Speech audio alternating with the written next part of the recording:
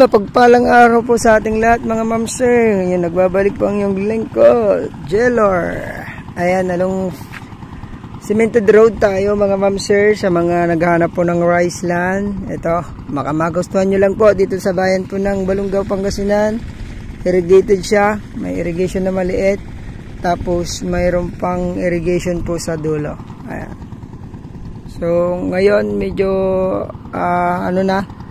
schedule po kasi ang tubig dyan, so kailangan po ng tulong din ng pag ganitong second crop na siya, kasi para mabilisan yung tubig. May sarili pang tubo ito para sa patubig nito. So ito, maliit na creek naman dito, inaharang yan, papasok po yung tubig dyan. So ito po yung property mga ma'am sir. Hanggang doon, may kalsada din po doon. Pupuntahan natin doon mamaya. Tapos meron na ring tubo ulit doon para pagkatanim po ng mga mais. Ganyan sa third crop, meron tayong pagkukunan po ng tubig. So total area po nito 3.1 hectares, 25,000 square meter, tapos 6,000 mahigit saka sa dulo. So dalawang title po ito. Ito hanggang dyan po yung property, yung green na yan. Tapos ito naman umpisa dito sa lumipat po sa kalsada. Ito naman po ang property hanggang doon. So tatlong pilapil, siguro ang frontage nito nasa 40 dito, tapos ito naman 40 din dito sa kabila, itong nakadikit sa kalsada. So doon naman tignan natin mamaya doon kung ilan po yung frontage din doon mga ma'am sir. Ito yung property dito po sa bayan ng Balungaw, 3.1 hectares, titled property po siya. Nakuhanan na po namin to ng TCT, tax deck. Ayun, nakapagpaano na rin po ako kung magkano ang zonal dito. So below zonal naman yung price niya. So dito sa amin ang irrigated po at along Barangay Road nasa 200 to 250 per square meter dito sa part na to. So murang-mura binibigay ng ating seller. Ayan, so pag-usapan po natin mamaya yung price sa dulo at kung ano po ang sagot ng ating seller. Ito na po yung dulo ng kumaliwa. So parang nag-L yung ating property, diretso doon, tapos gumanon doon. Mamaya puntahan ko sa dulo. So hanggang dyan, ayan po yung ating Mount Balungaw. May hot spring and cold spring tayo dyan mga ma'am sir. Ayan po yung deep well niya, napakalakas. So kapag ka nabibitin sa tubig at mabilisan, pwedeng gamitin yung deep well na yan. Ito, from Provincial Road ma'am sir, yan, Provincial Road po yan. Mga kalsada na yan, 1 kilometer.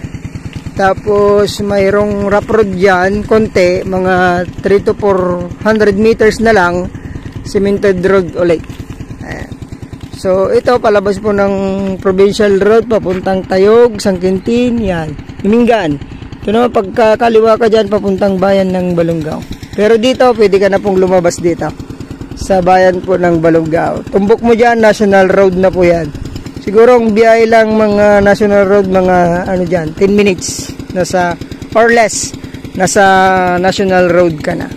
From Tiplex exit Carmen ito, mga 15 minutes nandito ka na po sa property. From Manila 2 to 3 hours ang drive papunta po dito. Ayan po, nauumpisan na pong magbukit ulit. Kapag ka mabili nyo to, kayo na po ang pagbibigyan ng kanon sa Ilocano o kaya rent ng palay na itatanim dito. Ayan na po, diretso doon. Tapos hanggang sa may milina na yon, irrigation po yon. So sakalang naman ginagamit yan para hindi po mahuli sa taniman, kasi nga malalaki na po yung kanilang punla. Kailangan na pong mabili isang magawa itong pagtataniman ng palay. Ayan o, ito napakagandang rice land mga ma'am sir, baka magustuhan nyo, 3.1 hectares. Tara, punta po tayo doon, papasilip ko yung daan. Ayun ma'am sir, dito ako sa dulo ngayon. Ito, kalsada pa rin, farm to market road siya. Tapos nakadikit pa rin pala siya dito sa may sa may irrigation dito sa likod. Karayan. So ito, tinatanggalan naman nila ng tubig para lumabas yung punla siguro nito. So dito sa likod, estimated frontage natin nasa 25 to 30 meters ito. So ayan, tapos yan, yung daan palabas naman mga 150 to 200 meters lang, nasa provincial road ka na. Pero nakakapasok pa lang dito mga kuliglig, traktora, tapos harvester. Ayan, doon po tayo galing mga ma'am sir. So kunti lang pala ang lihis niya pag ganyan. So kunting ano lang, kung nakikita nyo po yung diretso na pilapil na to, tas kumanan lang ng konti. Ayan, ganda rin pala ng shape dito sa likod. So ayun, sa mga naghahanap po ng irrigated rice land, back to back road, back to back irrigation, may irrigation sa dulo, sa gitna, at saka dito rin sa sa harap. Ayan, ang lakas. May current pababa. Tapos may mga akasya pa sa dito sa dulo. So ayun, ang price ni seller dito 150 per square meter. So sagot pa po niya yung kanyang capital gains. Ayan. Try natin tumawad mga ma'am sir. Mapagbigyan tayo ni sir. Taga rito rin lang yung seller nito mga ma'am sir. So ulitin ko po, dalawang title to.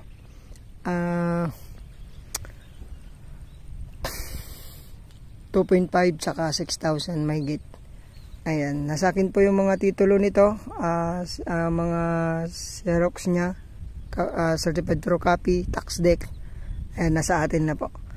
At ang zonal value nga dito 200 to 250 square meters. So binibenta lang ni seller ng 150. Sagot pa niya po ang capital gains. Ayan. Ayan, maraming salamat po. Sana magustuhan nyo itong ino-offer ko sa inyo, rice land po. Pwede naman siyang mag-residential doon, kaya lang medyo malayo yung power line. Ang ginagamit po dyan, solar muna. Ayan, wala pong baha dito mga ma'am sir, napakaganda dito. Pwede kang magtanim ng rice land, rice, tapos mais, gulay, pwede. Ayan, so yan, magandang umaga ulit mga ma'am sir. Sana po magustuhan nyo tong rice land na ino-offer ko sa inyo. Thank you, God bless po sa ating lahat.